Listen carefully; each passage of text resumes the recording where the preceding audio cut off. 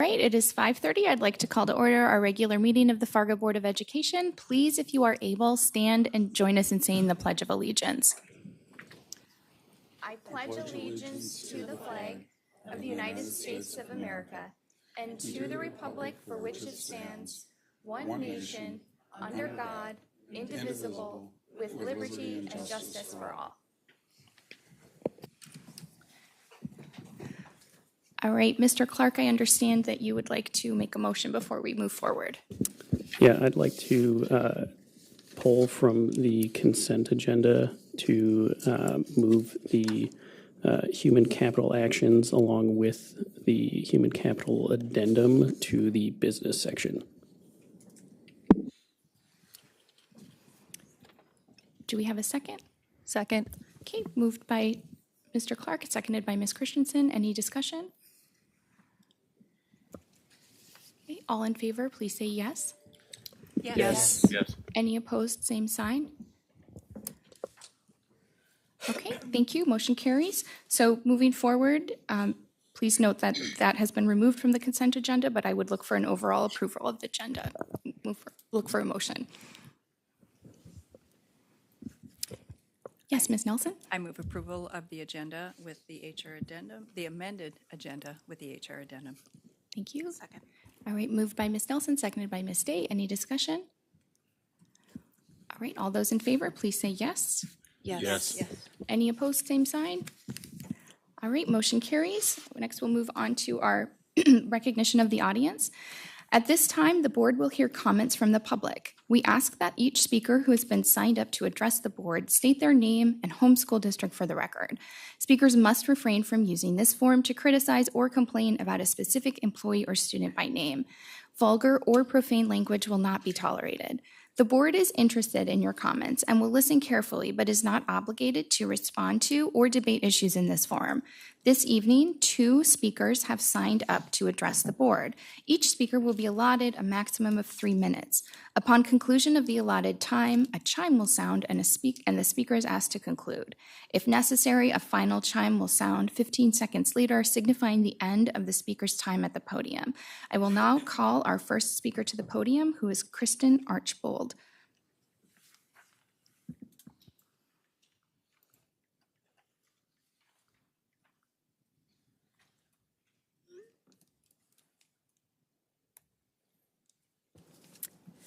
Good evening. My name is Kristen Archbold.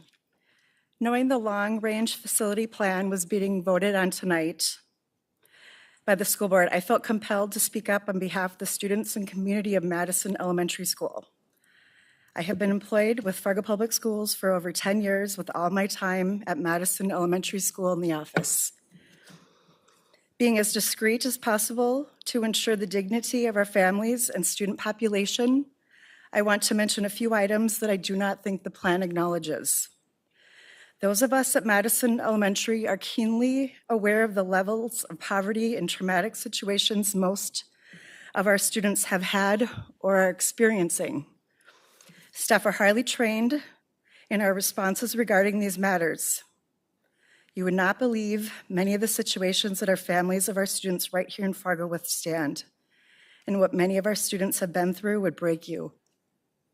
The boundaries for our school are mostly defined by 12th Avenue Bridge, railroad tracks, 7th Avenue, and economic areas of commerce.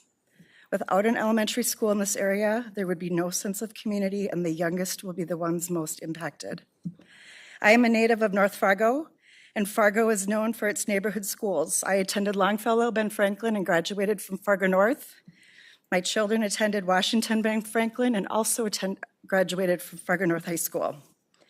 I'm here today speaking up for Madison Elementary, as my concern for the long-term impact of removing this neighborhood school would be disastrous for this area.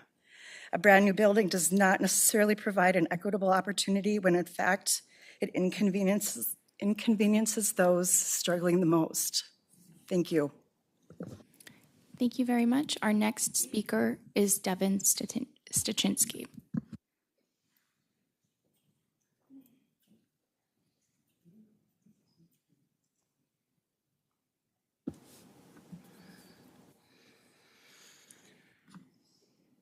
Tonight, I'm going to talk about moving forward. And no, I'm not going to throw this fruit at you, but it did come from you, and I will get to it in a moment.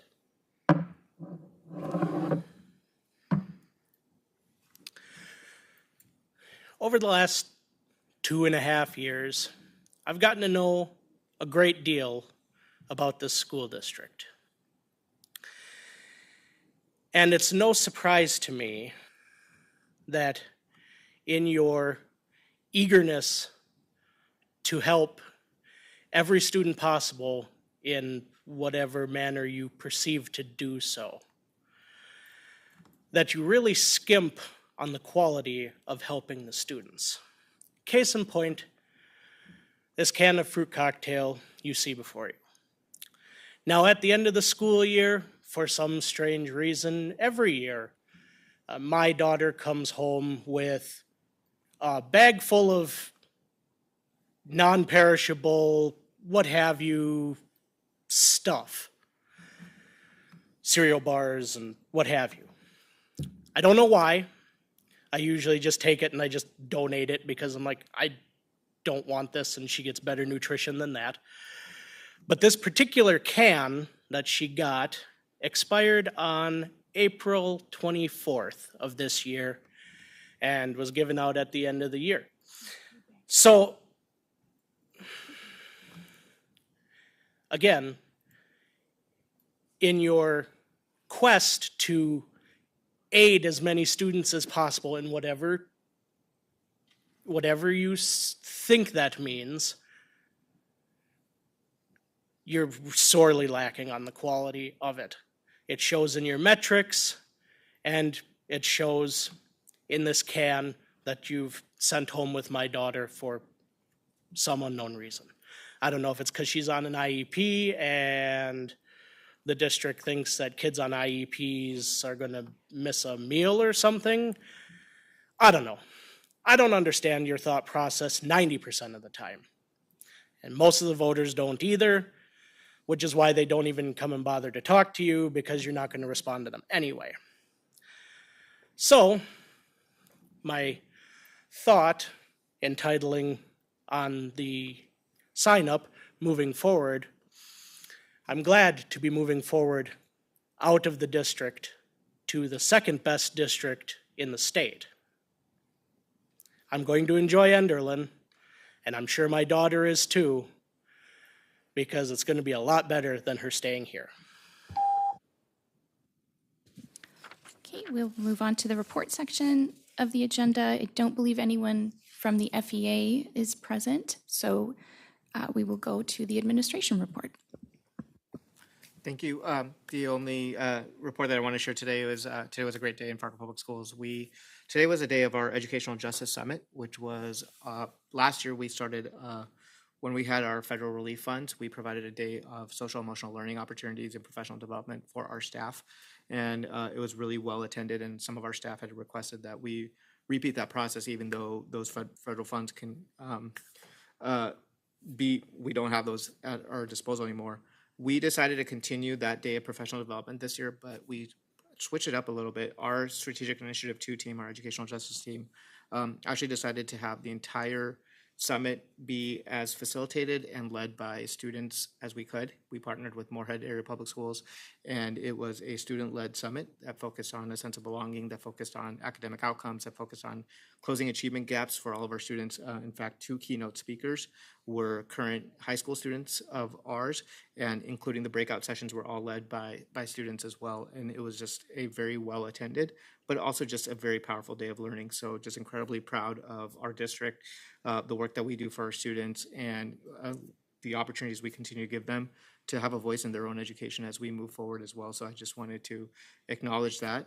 I know many people around the dais had an opportunity to attend today, and I hope that they share some of those same sentiments, because it really was a great day of learning, and to see some of our students take that role of leadership within our district. Great, thank you. Anything else? Okay, moving on to our consent agenda, I would look for a motion to approve the amended consent agenda. Yes, Mr. Johnson. So moved. Second. Okay, moved by Mr. Johnson, seconded by Ms. Nelson. Any discussion? Okay, all those in favor, please say yes. Yes. Yes. Any opposed, same sign. Okay, thank you. So we are going to move on to our business, and I would like to do the business item first that we moved out of the consent agenda. And Mr. Clark, I'll let you. Yeah, I need to declare a conflict of interest on our the addendum that you have with you. My spouse is listed, so I am conflicted and will not be participating in this particular agenda item. Thank you. So I would look for a motion to approve this business item. So moved. Okay. Second. Okay, moved by Ms. Nelson, seconded by Mr. Holden. Any discussion? Okay, all those in favor, please say yes. Yes. Any opposed, same sign. Would you like a roll call vote? Oh, gosh, I'm so sorry. Yes, thank you, Ms. Campbell. Do a roll call vote. Roll call vote on approving the HR actions and the HR, or human capital actions and human capital addendum. Correct? Yes, thank you. Gullickson, Yes. Holden, Yes. Johnson, Yes. Nelson, Yes. Newman, Yes. Christensen, Yes. Day, Yes. Berkland. Yes, motion carries. And now we will move on to business item number 7A, which comes to us through memo number 134, the health insurance premium recommendation. Mr. Johnson, would you mind introducing this for us? I actually Thank you. need to declare a conflict of interest now that my spouse has been hired by FPS. I am conflicted from voting on her health insurance premiums since that impacts her financially. Thank you. Thank you. Before us in memo number 134 is a recommendation to approve the insurance adjustments for the coming calendar year. These first get developed, of course, by the Health Insurance Committee, which is currently chaired, I believe, by Karen, but I think Greg is on it as our representative, if I'm not mistaken. Long story short, they went into the market along with our consultants, Gallagher and Company, and really have determined that where we currently sit with our two high deductible plans is probably the best place for us financially, and providing a quality benefit for our employees.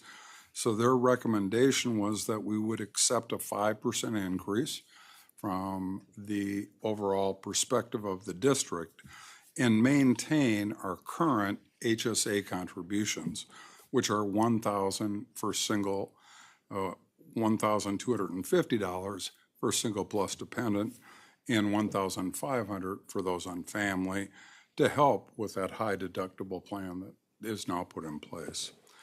With that, I'd like to make a motion, and then any questions, I'm pretty sure Greg will have a better understanding than me, but I'd like to move that again, I should say, planning looked at this, analyzed it, and it seemed to be the best alternative financially going forward. And it is put into the preliminary budget that we already approved, that we'll be looking at again when we finalize. I'll move that we approve the Health Insurance Committee's recommendation effective January 1st of 2025 of an overall 5% funding level increase, maintenance of the HSA contribution level, and maintenance of the embedded deductibles set annually by the IRS. Second. Moved by Mr. Johnson and seconded by Dr. Newman. Any discussion? Yes, Ms. Nelson? I support the health insurance plan. I do have a question on the conflict of interest piece. Do you, Mr. Clark, will your spouse disproportionately gain more than other employees if you were to vote on this? I don't believe so, but I also don't believe that's the standard by which I will be conflicted. I think it doesn't necessarily have to materially impact my spouse in a disproportionate way, but just that it does impact, I forget what the exact statute says, but basically any financial impact. And I've heard conflicting reports on that from different lawyers, so I would lean on our district counsel. I mean, I was just going to suggest that. yeah, thank you. Yep, so I did have the opportunity to talk to Board Member Clark before the meeting. Based on the financial aspect of this matter and how it has a direct financial impact on him personally, now that his spouse is an employee of the district, we have advised him not to vote. He could ask the board, or he could indicate to the board that he does not feel that he can, or that he can be impartial, and the board could vote to allow him to vote. At this time, I don't believe he's asking that, though. Thank you, that's helpful. Thank you, Greg, for being so careful. Any other questions or comments? Okay, thank you. Ms. Campbell, when you're ready, I think we could do a roll call vote. Holden, Yes. Johnson, Yes. Nelson, Yes. Newman, Yes. Christensen, Yes. Day, Yes. Gullickson, Yes. Berkland. Yes, motion carries. Moving on to our business item 7B, which comes to us through memo number 135, the 24-25 meal prices. Again, Mr. Johnson, would you mind introducing this for us? Thank you. I sure will. First of all, a little background, and Cindy is with us, our Director of Nutrition Services, which shout out to that entire team. What I'm going to share with you is what we looked at planning, and it's an annual event for the board. Those of you that have been here for a while know that. Those that are maybe still in your second year and finishing, you'll see this every year. Under federal regulations, because there's a federal food program that we get federal dollars for, we have to make sure what we charge in relationship to what the federal government says is a target price is in close relationship. And if we're not in close relationship, we have to move towards there. That's kind of the letter of the law. And theoretically, we're not currently in close relationship. And theoretically, we would have to raise prices at least by 10 cents each year going forward until we get there. Now, we actually are exempt because we have an incredible business management team and nutrition service team that has a fund balance that allows us to get an exemption. But it doesn't mean that our costs are going down. So the cost of providing food for our kids, both from the wages, because this is a freestanding program, so everybody that's working in that function is in a separate accounting function for the district. And those expenses continue to go up with all other human capital expenses. And of course, commodity prices do as well. On May 21st, Planning Committee reviewed the federal regulations which require the 10-cent increase for districts like us that are behind, compared it to what we're seeing today in North Dakota, and had looked at what our options were and decided the recommendation was to move forward with a 10% increase for both elementary and secondary breakfast and lunch. A little larger increase for the adult charges, 25 cents there. Bottom line, that's an increase per student of about $17.50 per year for parents that are paying the full cost of whatever the annual bill is going to be for breakfast and lunch. Again, it's not that that's going to close the gap. We're still going to be well under the target fund, but again, that'll allow us to continue to move towards that target fund, which is going to put as less pressure on our parents as possible. So with that, on behalf of the Planning Committee, I'd like to move that we approve the nutrition service meal price and extra milk price increases as proposed for the 2024-25 school year.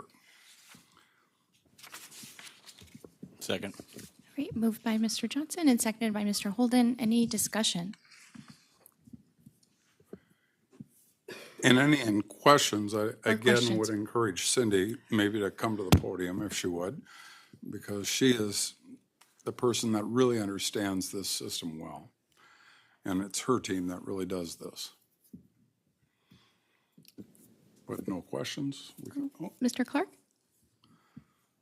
I guess maybe just to as a point of clarification, so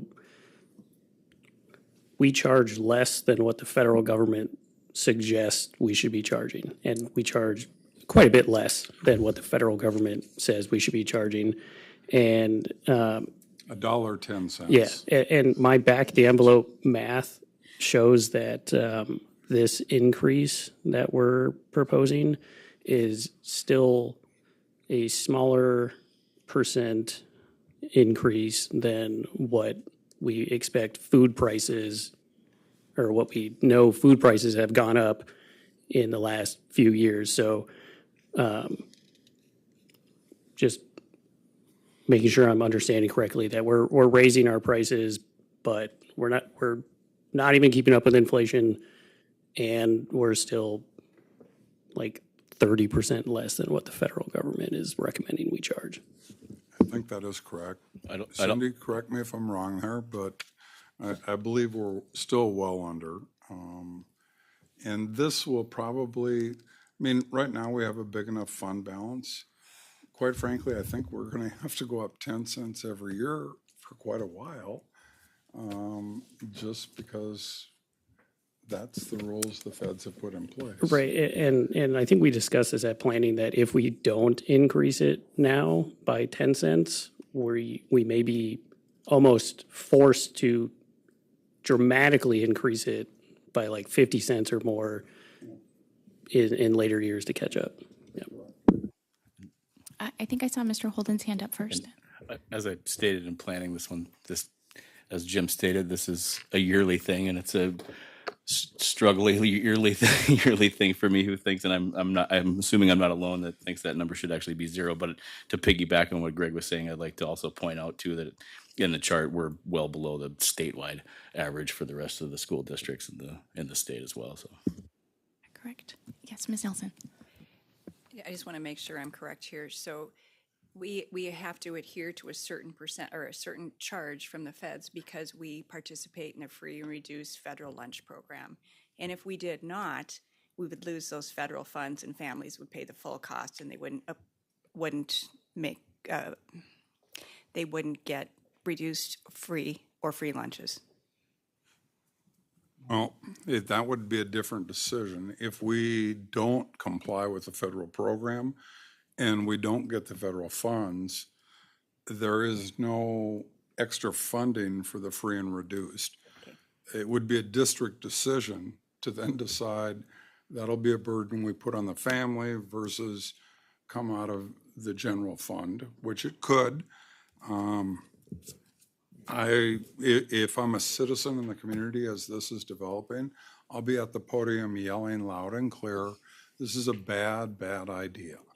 I understand there are some people, for political reasons, that don't think there should be free and reduced lunch for kids. And then there are other people, for really good reasons, that think there should be lunch at no cost, which is different than it sounds. That just means government's going to feed all of the children in school. Several states are there. Someday maybe we will be. So, but you are correct. We would be jeopardizing our federal funds if we don't do that movement. The 10 cents movement per year will happen every year till we get caught up, and we're over $1 behind. And of course, it's going to keep moving because of inflation. So we'll never catch up. Thank you. Sorry. Other questions or comments?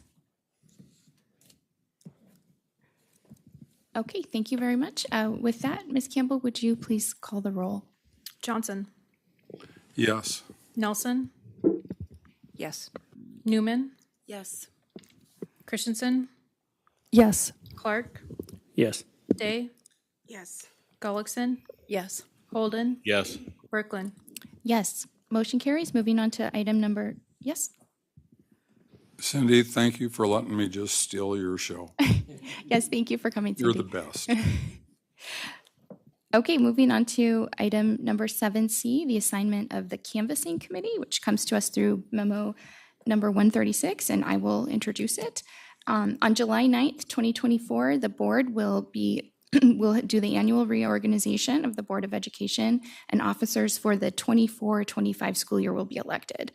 As stipulated in GP 2E, a canvassing committee needs to complete work prior to the July 9th meeting.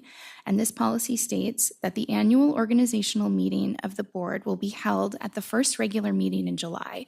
Newly elected board members will be seated after the call to order. The election of a president and vice president for the ensuing year will be held after the recognition of audience. All members who have served at least 1 year are eligible to hold office.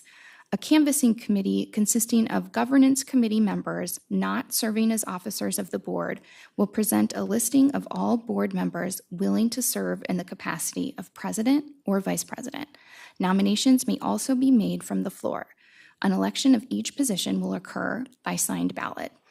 And then our GP 7 states, committee members not serving as officers of the board will annually canvass all board members willing to serve in the role of president or vice president for the board consideration at the annual reorganization board meeting and provide such listing to the secretary to the board to create a ballot.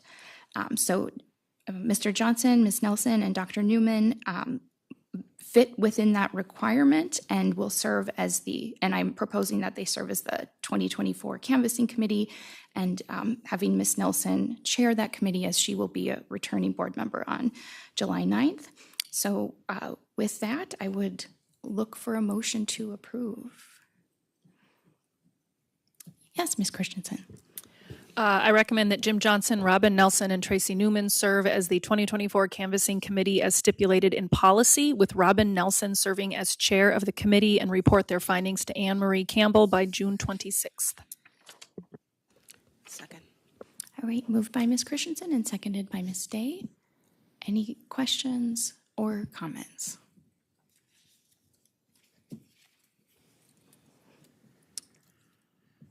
All right, thank you. With that, I believe we will be ready for a roll call. Nelson, Yes. Newman, Yes. Christensen, Yes. Clark, Yes. Day, Yes. Gullickson, Yes. Holden, Yes. Johnson, Yes. Berkland. Yes, motion carries. Moving on to item number, yes. Just to follow up on that, since the committee has been assigned, I will send out all the governance policies that contain the president and the vice president's duties, and then you should be contacted within a week by Jim, Tracy, or myself.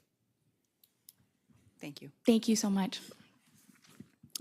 Okay, moving on to item number 7D, the second reading of the long-range facility plan, which comes to us through memo 136 and EL 137.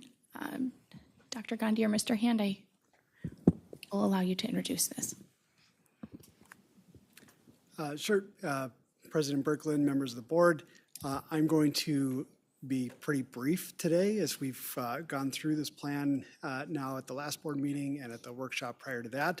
My intention is to address the adjustments that have been made in the report between last board meeting and this one, and then I'm open to any questions that may still be out there and would be happy to address anything I can. So beginning with the adjustments to the report, as per the request, we did remove page 30, which will live in infamy in the long-range planning process. But that page did have the additional plan recommendations, which was the boundary study, the building fund use, the plan renewals, those specific items that we have removed as part of this document. We also updated page 25 which now includes more of a general summary of maintenance needs. So it demonstrates the current and future facility needs over the next 15 years from sort of a global portfolio view. It shows the impact of the phase one projects on the current and post-phase one deferred maintenance and cumulative maintenance over the next 15 years. And then it models annual maintenance investment levels to the portfolio. So if phase one were to be completed, the different color lines that you would see there sort of demonstrate what the effect of different annual investment amounts would have on the deferred maintenance cumulative over the next 15 years. So that is what has been replaced on page 25 there. The memo has been updated to reflect the report changes. With one, we did intend, and it did remain on there with the boundary implications, but that was removed from the report. It should have been removed from the memo. So on to next steps. What we recommend is moving on with a pre-bond referendum study, where we would accomplish a telephone sort of public opinion study. We'd work through financial modeling, understanding the effect on taxpayer of different bond referendum levels. We would collaborate with Wolpert, the consultant that worked with us on the long-range facility planning process, administration, planning committee, and ultimately report to the board. The target date would be sometime in August with the results of that study. The other next step would be putting out an RFP and beginning the process of developing educational specifications and going through pre-design for the phase one projects. And what that entails is establishing and documenting district facility standards when it comes to the space types, sizes, the finishes. We'd have community engagement and start working through some conceptual pre-design designs of the different projects. We'd evaluate the sustainability and energy efficiency, operational efficiency, and the long-term maintenance needs of decisions that are made when we're accomplishing remodels or new builds. We would start doing cost estimating, or I should say more detailed cost estimating of the different projects in the plan.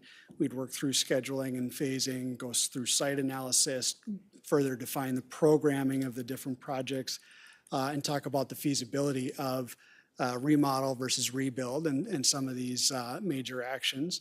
And really, a lot of that process is something that's needed in the district, even without the major actions that are in the long-range plan. We do need to better define and document what our standards for facilities are. So as we go forward with different maintenance projects and updates and upkeep of the portfolio, that we have set standards that we can work to align our facilities with. So that's what I have prepared to discuss today, but as I mentioned, I'm open to any questions that there might be with the plan itself. Okay, Mr. Holden? James, when you talk about updating or having solid standards, is that work that you're anticipating the board would take care of leading up to you working on design plans, things like that? So is the question on who's developing those standards? Yeah. Or, okay. Is that board work? Because we're going to need, are you looking for direction from the board when it comes to those standards that you're looking at when you're designing a building, or you're giving those standards to whoever's doing the design work? Yeah. So the idea is that we would hire one entity. We'd put an RFP out there for sort of both of these, right? And the idea is we'd hire someone who sort of walks through the process of developing those standards. And when you go to build a one project, right? Say, like when we started the process on the middle school project that we had kind of started in the past, right? We hire an architect, or I mean, it could be any project, right?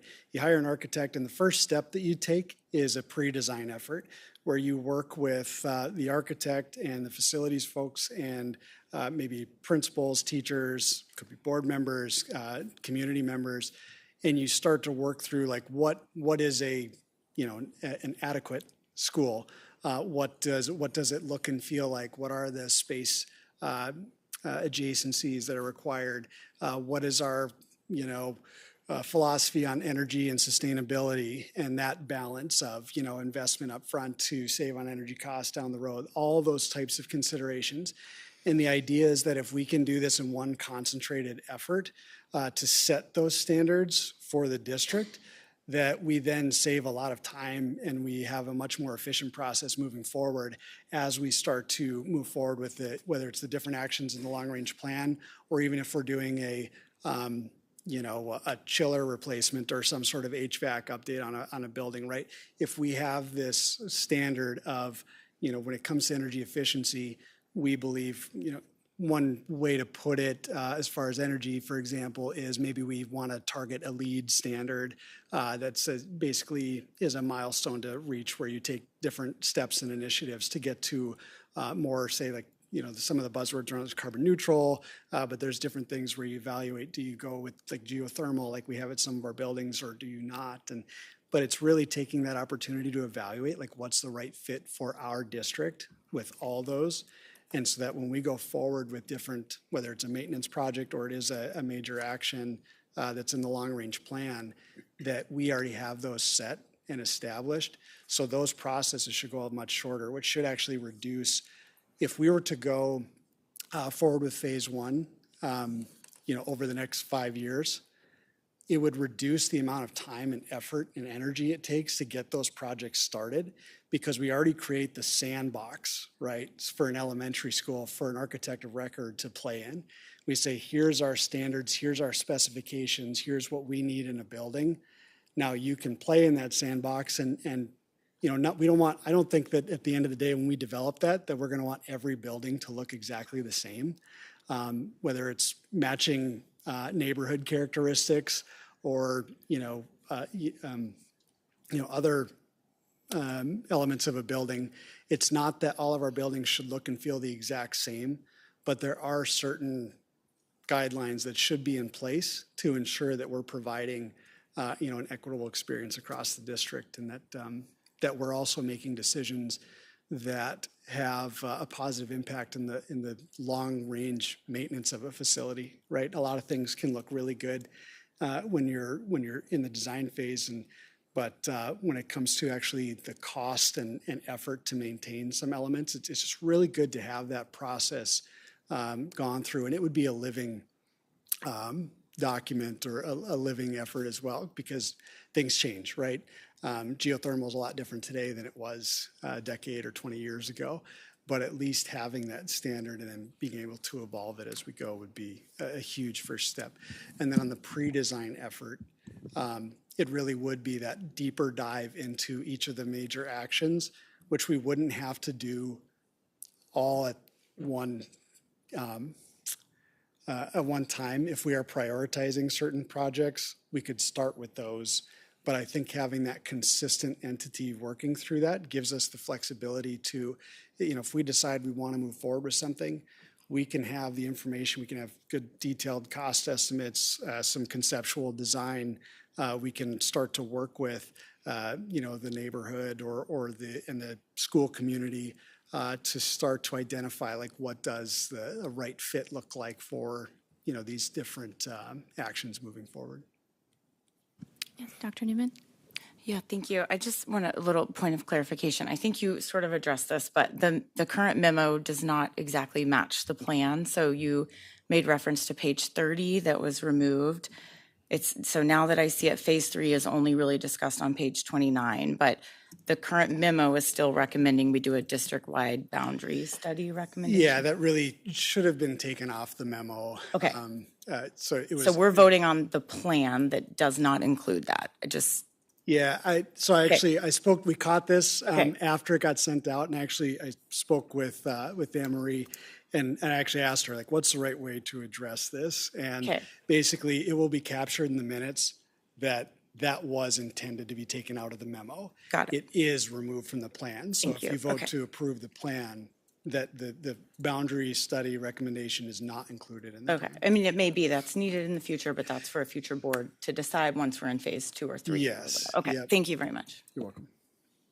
Okay, Mr. Johnson? Yeah, well, before I make a motion, I'm going to share some thoughts. The district-wide boundary study, the funding, the plan support, the timeline, none of that is the long-range facility plan that I think we're going to vote on, or at least that I'm going to make a motion to vote on. There are 2 add-ons in the memo. One is that we would then also direct to proceed to get a pre-bond referendum study done. And clearly, I think that is pretty critical if we're going to do anything else. And as much as I'd agree with James, we should have a standard. If terrazzo is the right floor, it's going to be in every building. We don't need to spend any of that money until we have community support for a bond referendum to do this plan. So the plan doesn't have to happen in 1 year, 5 years, or 10 years. It's about what should our district buildings look like going forward. We clearly have an elementary issue on the north side. I'm hoping that will rise to the top for the next school board. It won't be me. So I'm going to move a modified version of what you see in your memo. I'm going to make it pretty easy on Anne Marie, I hope, because where it says referendum study, put a period. And I'm going to get rid of the comma and the and procure educational specification development and pre-design services. Not saying they don't need to be done. Doesn't need to be done to get my vote. But if it's in here, I'll be voting no. So I'm going to take it out of here so I can support the plan. And whoever has to carry this water going forward has a chance of getting the community to support it as well. With that, I'd like to move that we approve the proposed long-range facility plan as presented and proceed with a pre-bond referendum study. Second. Okay, moved by Mr. Johnson, seconded by Ms. Christensen. Discussion. Yes, Mr. Holden. I just want to make an acknowledgement with the removal of that. I am going to assume, and you can correct me if I'm wrong, or if anybody wants to correct me when I'm wrong. It very well, the pre-designed services that are no longer in this motion, I'm gonna assume maybe have to be done. It's fine, and I'm totally in support of it not being in the motion, but I think when we do the pre-bond referendum study, it may very well come up that the community is going to want to see what a new school will look like in a certain location. So this is why I'm saying I support the removal of it, because I think it's going to happen, and I think that's going to be part of what we're going to want the community to see when we go to ask them. They're going to want to see that we're not going to put a 100% glass building in a neighborhood where the houses across the street are 120 years old. I think the community is going to want to see that. That's going to be part of that pre-designed service process, and I think that will come as a result of a pre-bond study. And if I'm wrong, correct me, James, or I'd be open to any of your thoughts. But No, I think you're right on. And we can certainly, a process like that, we can bring to planning to start having discussions about some of that and continue to move forward. So I personally, if you're looking to me to make sure, or to not make sure, but see how I feel about it, I have no issue with that. Ms. Christensen? I was pretty quick to jump on seconding this because I was feeling that same way, so I appreciate your motion, Board Member Johnson. I was also kind of confused about what it was that we were voting for here. because it's a proposed plan, and like, for instance, in the section on Madison, it says that we'll move a self-directed academy in there, and we don't actually know if that's going to be a thriving school yet. So I think the actual plan to me didn't feel solidified. So I agree with you that I think we need the pre-bond referendum study. I did have a conversation with both Dr. Gandhi and Mr. Hand prior to this meeting, and wondering what all is involved in that, because I think we do need to take a temperature on community buy-in and maybe even community understanding. I have had a lot of conversations over the past couple weeks with people who have brought forth concerns, and some of the concerns are frankly just misunderstanding and misinformation about the process and how we got here, why we're making these decisions, what it is that what we are gaining from these decisions. And some of the concerns are legitimate concerns about how this is going to impact our neighborhoods and our communities. So I think we need to do more work on understanding where our community is before we start moving forward with these other steps. Dr. Gandhi. Yeah, thank you, Board Member Christensen, and thank you to board members for this conversation as well. I'm going to echo what Board Member Christensen said, just so we can all be on kind of the same page. I think clarity is good. And share administration's perspective, but please correct us if we're wrong, because we want to get this right as well. Our understanding is that the vote for this long-range plan is voting to accept that when you only look at the metrics of our facility needs as based on our facility condition index, our goals for utilization, our adequacy, you are voting to accept this is the plan of action that our building needs dictate. That to hit our utilization goals, that's what you need to do. When these projects will occur down the road, just like every other project that the school district may engage in, those projects will still come to individual project approvals for the board, which goes through the design phase and all of those pieces, whenever that is, right? It's a 15-year plan. So some of these projects could be very, very far down the road. That's what you're voting on tonight as we understand it. That does not mean for us that any of these projects should happen until at least two other scope of work happen.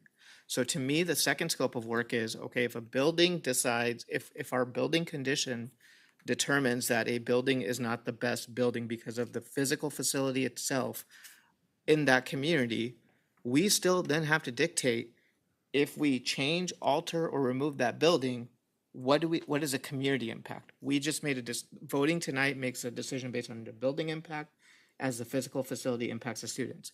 But the second part I think is critical before, especially if we're going to ask our community for support. And that to me is what we've been loosely calling the Develop Your Neighborhood campaign. And I think what that piece should do, and we are already working with the City of Fargo and the Fargo Park District on this. City of Fargo is currently going through neighborhood growth planning, and then the Fargo Park District is going through their master planning process. To me, the City of Fargo has already provided us with documentation of their core neighborhood planning. They have certain goals because some of the communities, I think one of the biggest fears for Madison specifically is resource deprivation, right? What happens in an already resource deprived community when you take away their school? The challenge for the school district is when the school itself is already what we think depriving students of outcomes based on the research and the physical condition of the building, you're now taking away the one thing in already resource deprived community. So you have these two conflicting forces. So we think what we need to do is say, this is what our building committee vote tonight, say that this is what our building conditions show, that something needs to change at that building. But then we need to go through this community engagement process and say, if the Madison community, if the current conditions are not the ideal conditions for the physical facility for the school there, what is the ideal conditions? And I think we need to do the Develop Your Neighborhood campaign, where we need to sit with the City of Fargo, look through their goals for the Madison community or any community that we're talking about, which has goals around economic development, which has goals around what they want to do with housing there.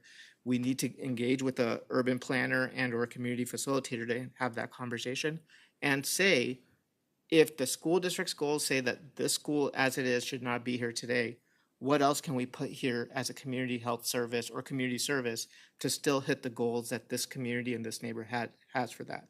And to me, that's that second phase. And I don't think that, the board members can absolutely choose to say, we're not going to even proceed asking taxpayers for support until we do that piece or not. And we are already working on doing that piece. We actually have a meeting scheduled at the end of next week, our follow-up meeting with the City of Fargo and Park District to do that work. But tonight, to me, at least my interpretation, unless you guys tell us otherwise, is you're voting on accepting what the current facility conditions show you that needs to change in Fargo, but that's the buildings itself and the students that are impacted by the buildings. Then we still need to go through a second piece and say, when we make these changes, what does that do to the community and how do we resolve those issues too? And our hope, James and I have just loosely talked about this because, as I said, we're still developing this with the City of Fargo and the Fargo Park District, is that when we do that plan your neighborhood campaign, the end outcome from that is a request for proposal for developers based on what that community decided that they want. So if the community decides that they want an early childhood center in the Madison neighborhood, then coming out of that plan your neighborhood, we would have an RFP for developers to build an early childhood center that the board can consider, right? If they want a community health center, then they could do that. But one way or the other, we are at this point where some of our resource-deprived communities unfortunately have a school that also needs upgrading, but then you have this fear of it, the one resource that you do have in the school, in that community, you're taking it away. But that doesn't negate the need that school itself needs to be updated as well. So we have to find a way to balance both of those. And we see that linear sequential path as our process. That's how our interpretation is. Again, we will take direction from the board, but that is how, just to get on the same page, that we are viewing what you're voting on tonight as solely accepting the scope of projects that need to occur based on our facility conditions, knowing that there's still 2 other scope of works that need to happen to garner public support, mainly being if we make some changes to our buildings, what does the community then, how do we fill those holes, if that's what we want to call it, or what do we want to do to balance the impact of the facility changes that we're making? So with those comments, I do have a lot of questions, because I guess I had approached this differently, so thank you for clarifying that. And I think one of my main concerns, and I would, really love dialogue and answers about this, is so currently, according to North Dakota Insight's website, the Madison district has a 54% low-income population. Horace Mann Jefferson has 50%.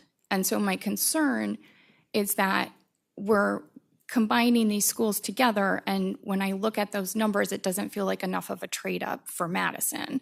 It feels like the potential disadvantages of taking that school out of that community will not be outweighed by bringing them to a school with marginally better demographics. And so that is the piece of the plan that I'm very much struggling with. And yeah. Yes, Ms. Nelson? I don't have any comments on that, but do you want to wait for discussion on that point, or I can just provide my comments on the general piece? Please go ahead with your general comments. Thank you. I think we'd be remiss in not thanking the committee for the amount of work that they put into this. I have experienced several community engagement processes, both citywide and individual topics, and this process used to create this proposal not only received more public feedback than others, but also evolved and changed direction due to that feedback more than any other process I've observed. So I have seen the committee and administration completely change direction based upon the feedback that you received. And I've been on this board for 20 years, and I have not experienced that. I would also say that with this modified motion, and I will be supporting this motion because I think it's great for clarity in the community, but I would expect that when you work on this next community phase, they're going to want more information, and they're going to want some of these specs and design services. So we'll layer those in as the community asks for them, is what I predict. Ms. Day? Sorry. I would really second what Ms. Christensen said and Brooklyn. You guys know how I feel about Madison's and how important it is to so many people, including the individual that spoke. For a lot of you, probably, I don't know if you guys ever experienced Madison. Madison is one of those places that sometimes, you see so many diverse people, like parents, coming into their activities, school activity, because it's so close to them. They walk, And for the first time in my life, living in Fargo, I haven't seen that much of diversity. Parents are actually supporting their kids, on that location. So even when they had that picture taking, with all their poster, including those cute faces with their smile in there, and you see the community come out to be able to support them. And like Ms. Berkland said, the President Berkland said, if we have 50-something plus here at Madison and 50% off here at Horace Mann, what is that going to make really? I don't see any changes at all. Combining those 2 or 3 schools is not going to make any difference. We might well just leave it as it is or remodel it or rebuild it because that is so important to them. I understand the work that we are doing to make sure that, we want our kids to have a better future and so forth. But to me, I don't know. This is where I'm having a tough time to support this, and because I feel like we are taking something that has been rooted, in their root for a pretty long time. And when you see these kids, riding their bike on the streets, their parent coming with them, and then now you're turning them all the way to Horace Mann Middle School. Some parent barely probably don't even have any transportation because it's so easy for them to just walk toward their schools and support their kids. We are taking that responsibility away too from the parents, So I don't know. We'll see if I'm going to vote for it. And I really love the idea of everything that you guys put together, but it's like you're taking something away from that individual, from that community, because it's so important for them. You're taking a piece of their heart away. So I hope you guys think about it and just trying to see how Madison does look. Dr. Gandhi? Thank you. President Berkland, thank you for your questions. I think those questions are valid. And I think we're going to have some of those questions across the board for all of our plan actions. I think for us as administration, the struggle is how do you balance the multiple competing priorities, right? And in the example that you just shared about the demographic piece, which we have, and I'm the biggest advocate for, based on like the research I've seen for making sure that we don't have just concentrations of poverty for some students because of the outcomes. That's not the only other factor, right? So I think for us is when we look at the trade up scenarios, we're trying to look at the goals that were established by the building committee, the steering committee, which looked at the building utilization and other factors as well. But then also currently Madison is a one-section school, and there's a trade-up value to elementary schools that are 3 sections as well, regardless of the socioeconomic status of their students too. So there's all of these factors that we're trying to group together to talk about like balancing what's going to be better or not, right? And then obviously the economic impact of utilization, teachers planning together, and all of those pieces too. So I don't know all of the answers or how to make that determination.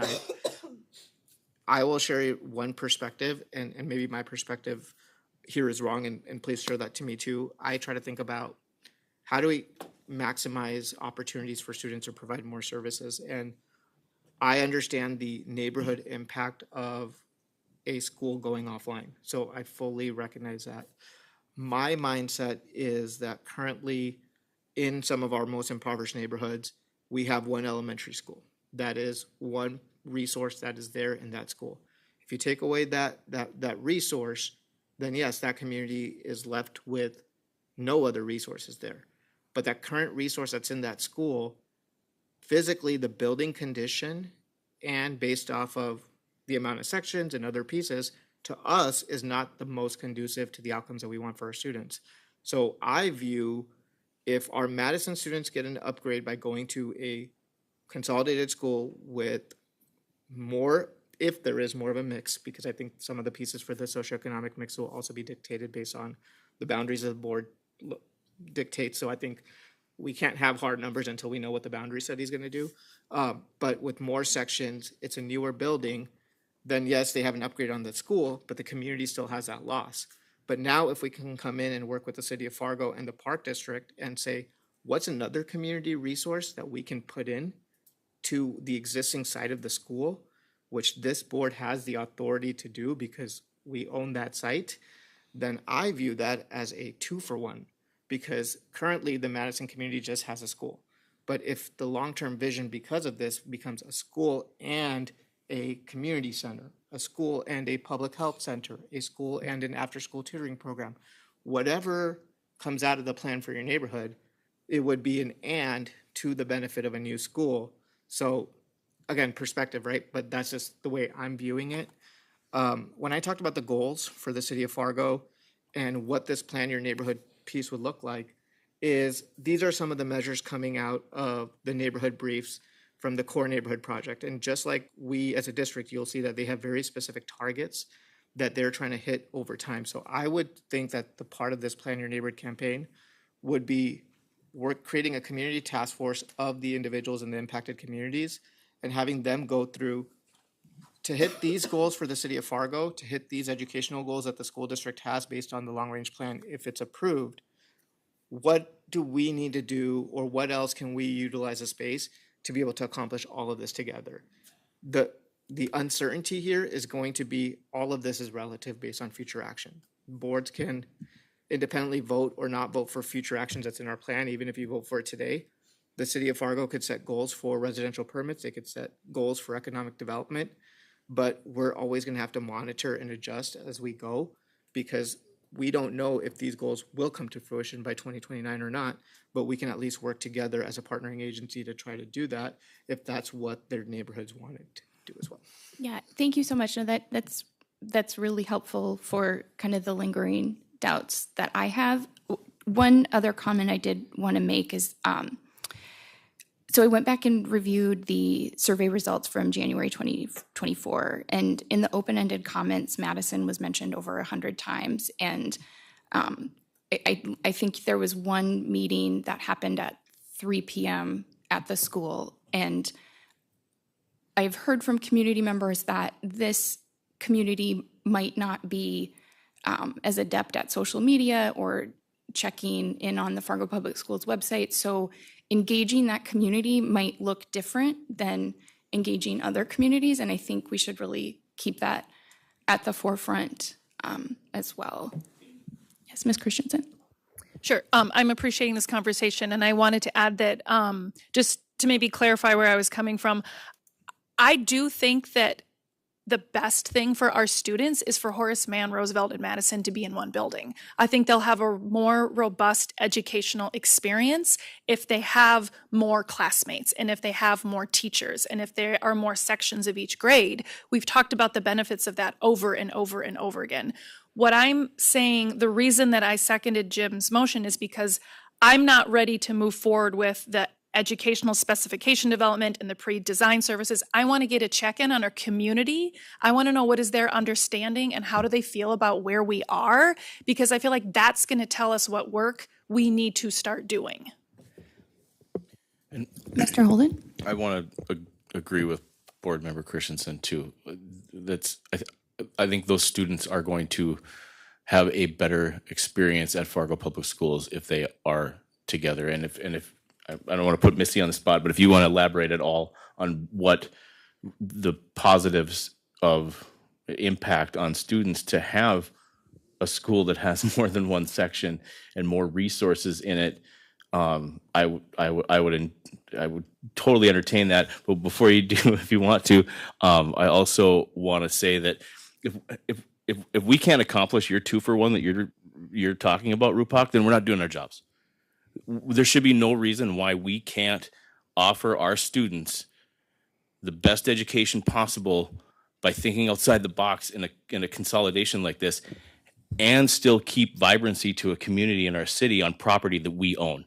We should be able to do both, and it's just going to take work. And like I said, if we can't do both, then we're not doing our jobs, and I think we can do both.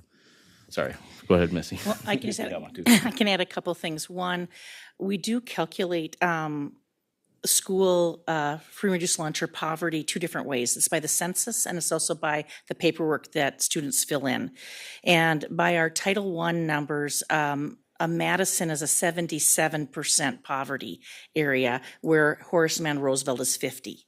And so I just wanted to clarify that. So at the state level, when we work through Title I, one of the reasons might be that sometimes some of our buildings are allowed to have free lunch based on that census number, and then it's harder to have families fill out the paperwork. So your paperwork might come in at 50%, but they really are much higher. Okay, and I'm interrupting you because I just want to make sure that I'm clear in my head. So the North Dakota Insights website, that 54% number is not as reflective as what might be actually happening at that school. I would have to look at it again, but I was just looking at our current Title I poverty numbers that the state uses through the census data, if that's helpful. Okay, yes, thank you. Yep. So with one section, there's a couple of things that happen, and we can talk about this, whether we have a split building or we have, there's some commonality there. But one thing is sometimes it is difficult in sharing staff and getting them staff when they would like it, if that makes sense. So we are always working very hard to do the best that we can, but there are some trade-offs when you have a very small section building. So they end up with more people who are part-time in serving students, and sometimes we call it our ancillary staff, but they're just as important as we go forward. The other piece that we find too is there is no balancing of classes. The class is the class when we go forward, and that is an advantage when we look at the board's long-range facility recommendations of trying to have 3 or 4 section buildings. And so that we're not able to do that there as we go forward. When we do tip to 2 sections at a small building, whether it's McKinley or Madison, we usually end up where then we're at extremely low numbers. Because, right, 30 seems too high to have one section, but then we're down to 15 and 15.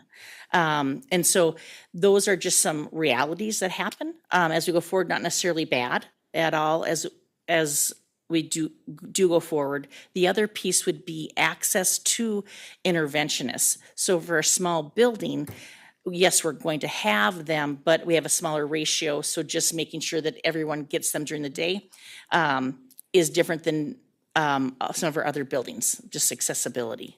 So again, I think it's a really tough conversation because I also know those are hidden gems within the Fargo School District, our smaller schools that have a different culture sometimes that is very appreciated by the communities that surround them. But I do think anytime we can mix whether it's the ability of the students or the ethnicity of the students and have it broader, we do seem to bring the whole group up for our outcomes. Sure, and one other question I have is I'd imagine if a teacher was absent, it might be easier to share a class amongst 3 sections versus putting them in a different grade, which may have to happen if... Yep. Jeff and I have been working on supporting Madison in particular because we were looking at the number of days they might have given up intervention service because they had to sub for a classroom. They weren't able to secure a sub. Yeah, Dr. McKenna? Yeah, the only thing I'd like to add to what Missy said was the benefit of having more people. We is better than me. And so one of the things that we do as teachers is collaboration, plan purposely so we can work relentlessly. And to have colleagues there that are in that section allows a much better mindset, allows for flexible grouping.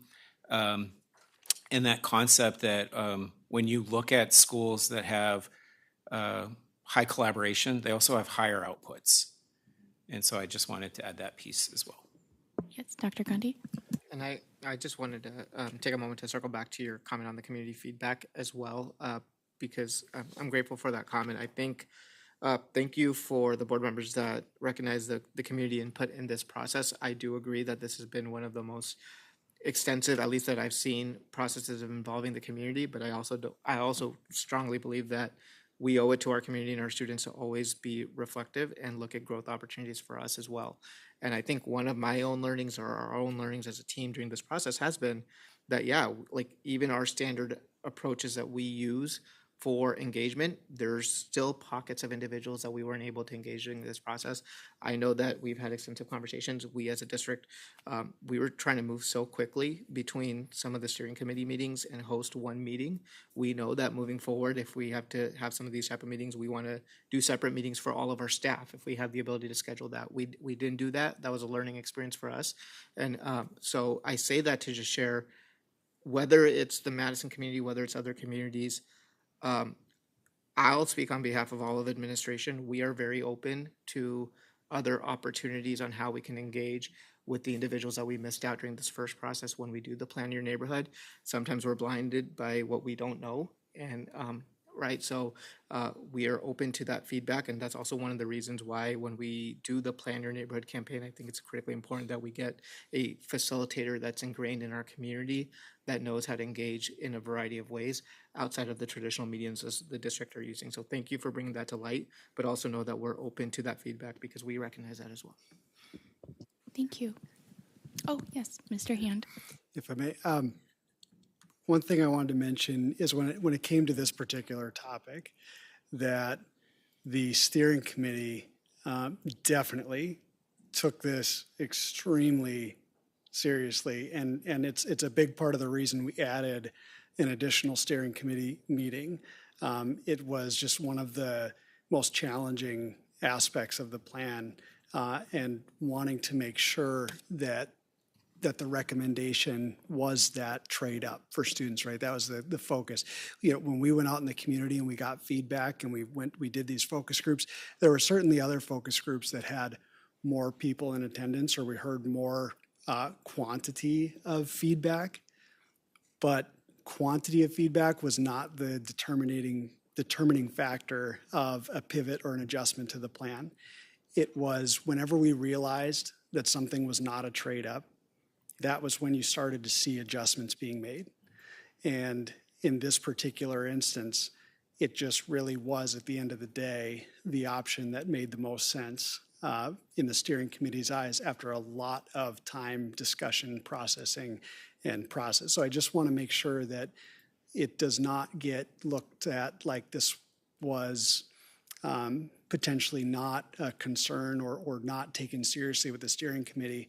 There was a lot of discussion and mixed feelings throughout the process and on which way to go. But at the end of the day, you'll see when you see the approval or the approval of the plan by the steering committee. You know, there are things like I mentioned before. If I were voting, I would be like the mostly approved, right? There are things that personally I would do different. But overall, the overall approval and ownership of the plan with the steering committee was absolutely there. And I think it's because of that process and of that processing the information and data and feedback gathered and ultimately coming to this plan. So I just wanted to mention that. Dr. Gross? So I just also wanted to add one more thing as we talk about when there's a building of multiple sections. Two other benefits there. One, in our strategic plan, we talk about the professional learning community philosophy and how we want our teachers to work together collaboratively to make sure that we know where our students are at and what interventions we need to put in place. Certainly, when there are multiple grade levels, that makes that much easier. We can meet by teams, we can meet that way, but when I can walk down the hallway and meet with my staff member or with my teammate, it makes it much easier. And then also just when there are multiple sections of a different grade level, we know that all students have unique needs and there are teachers who have different strengths, and it just allows a better way to connect student and teachers together. Just wanted to add that to the conversation. Thank you. That's really important. Other comments or discussion? Mr. Clark? Two things. First, to kind of build into the conversation that's been happening, for me personally, like I try and make sure that I view this plan first and foremost, as like, this is strictly like based on the data that we have about our buildings, and this is like what we would really like to get to based on everything we know. But also knowing that, a vote tonight to approve this plan doesn't shutter the doors at Madison tomorrow, right? And like we've been talking about it, and there's still a ton of work that needs to be done. And I don't envision seeing myself, this year or next year, voting to officially take a school offline if we don't already have a plan of what we're going to do with that land. Like, I'm not going to be like, oh yeah, we're going to do something with it, but we're closing it, right? Like, that's not what this plan does, and that's not what I would do. So like, I know there's a ton of work, and I wouldn't take a school offline unless we have a plan, and that plan involves extreme levels of community engagement about what we're going to do with that land. And my second question is regarding the motion that Mr. Johnson made. Will that development and pre-design services, will that discussion then come through the planning committee for further consideration? Mr. Johnson? Well, I would guess eventually. I think it's two totally separate things. It should be done, even if we say no tonight to the long-range facility plan, he better be back at some point in time and saying, maybe we should have design specifications for our buildings. Two different things. Don't need to be in this motion. But yes, I would assume it's not on planning's agenda for next week. Beyond there, you're on your own. You're probably going to chair that committee. Yeah, well, so thanks. I was more thinking of whether or not it would be, and maybe this is too deep in the weeds procedurally, if that would be something that would be, again, part of a larger long-range planning committee and process, or if it would be more through board committee work, but yeah. Other questions or comments? I do have one question, probably best directed at planning. This does not shift our policy of a board vote if a school changes. Yeah, absolutely not. Just so everybody's aware, we already have a long-range facility plan. This is just going to be the next one, and there'll have to be one after this too. It's just a roadmap based upon what we're seeing at the condition of our buildings, where the population is. There's a laundry list of projects here. Maybe when they get done with this study, the next phase, if we pass this, they'll decide to bite all of this off at one time. My guess is they may say, you'd be better served by taking this in a couple of phases. That's to be determined by really figuring out community support. So yeah, no, absolutely. This is not a vote to close any building. This is not a vote to put out for bid for any building. This is just about what we think we have to do moving forward. All of our current buildings, well, they were probably in use today, but they were certainly in use just a few weeks ago, filled with students and great staff. So yeah, absolutely. Thanks, Mr. Holden. I would just echo and kind of piggyback off what Greg said too. we have a lot of work to do when it comes to our facilities, and we have a lot of work to do post this plan if we want to execute it. This we have to start somewhere, and this is the starting line. And it's not, we're not voting on the finishing line right now. We're voting on the starting line. We have to start. So we have a lot of work to do, and we have to start somewhere. Mr. Clark? Maybe as a final question to some of our board members who have seen multiple long-range plans, have you ever seen a long-range plan get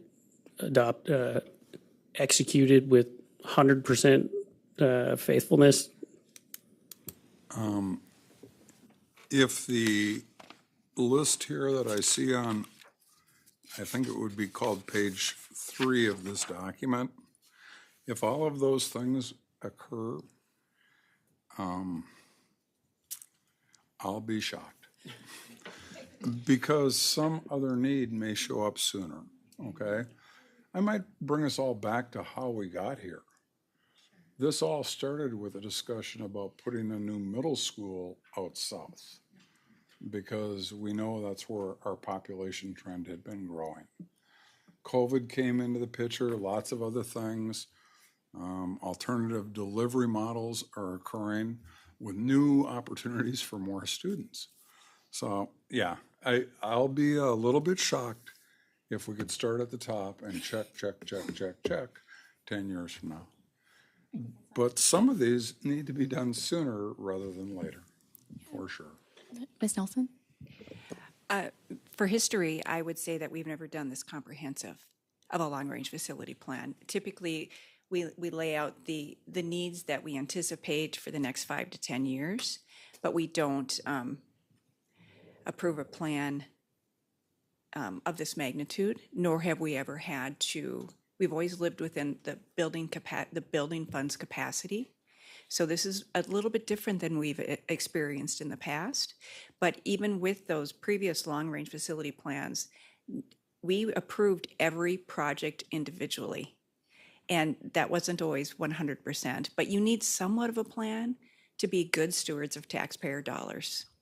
And that's, I think, what this, I wouldn't even call it a plan, I'd call it a guideline. That's a living document, if is the best way that I can describe it. So do I have an answer if they're 100%? No, I don't, because this is very different than anything I've experienced.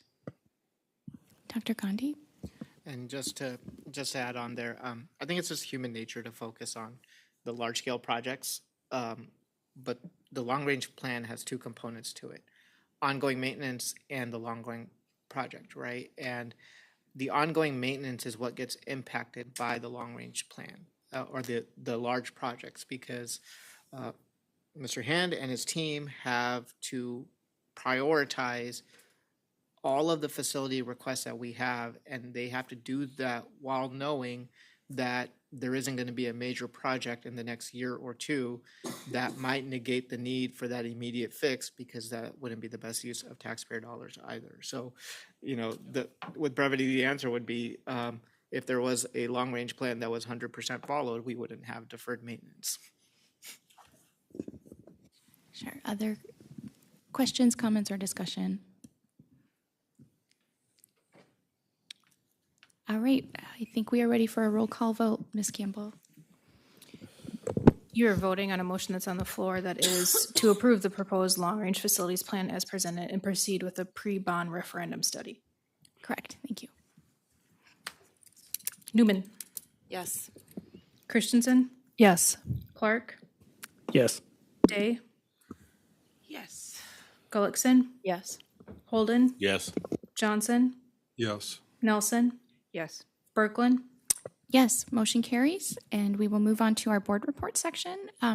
Dr. Newman, could we start with you? Sure, I have nothing to report. Thank you. Ms. Day? I attended the Government Affair Committee, and then also too I attended the graduations, which was fun.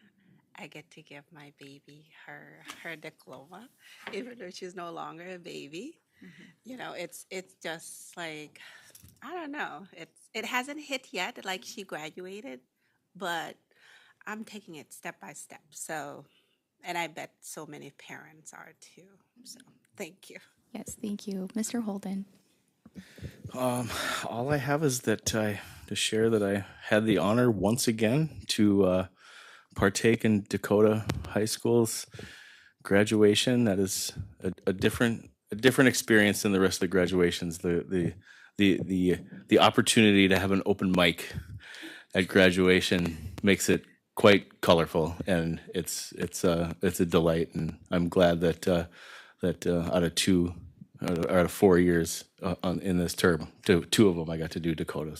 So that's all I have for tonight. Thanks. Thank you so much, Ms. Nelson. Likewise, I had the great honor of handing out diplomas at South High. And then, like Ms. Day, I attended the Governmental Affairs Committee meeting. Some of the items that we've kind of come to a culmination of our work, and they will be submitted for board consideration at the July 11th board meeting. Thank you so much. Mr. Johnson? I too have the honor, probably the best honor, because I was at South High for their graduation. I was at one of their graduations back in 1973, so it was kind of nice to do it again. Planning is going to meet next week on the 18th, and I think that's it. Thank you. Ms. Gullickson? I assume you were not a board member at that point.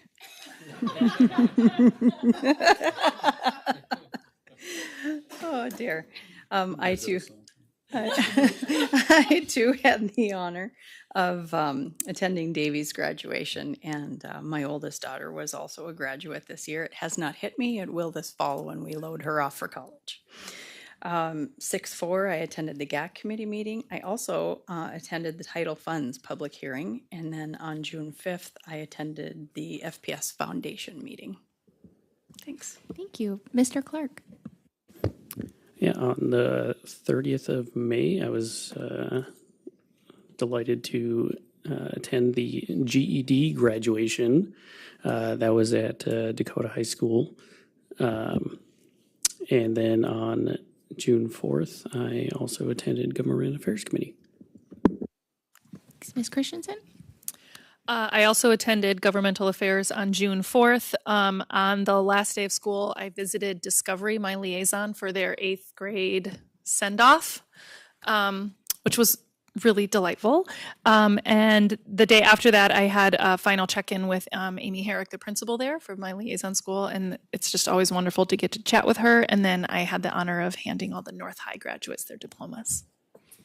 Great, thank you. I do not have much to report other than I also, with Mr. Clark, handed out the GED certificates, and that was a really neat experience. It's a really special graduation, and it's nice to be a part of it in a small way. Okay, our next meeting is June 25th. It is 6:57 p.m., and we are adjourned.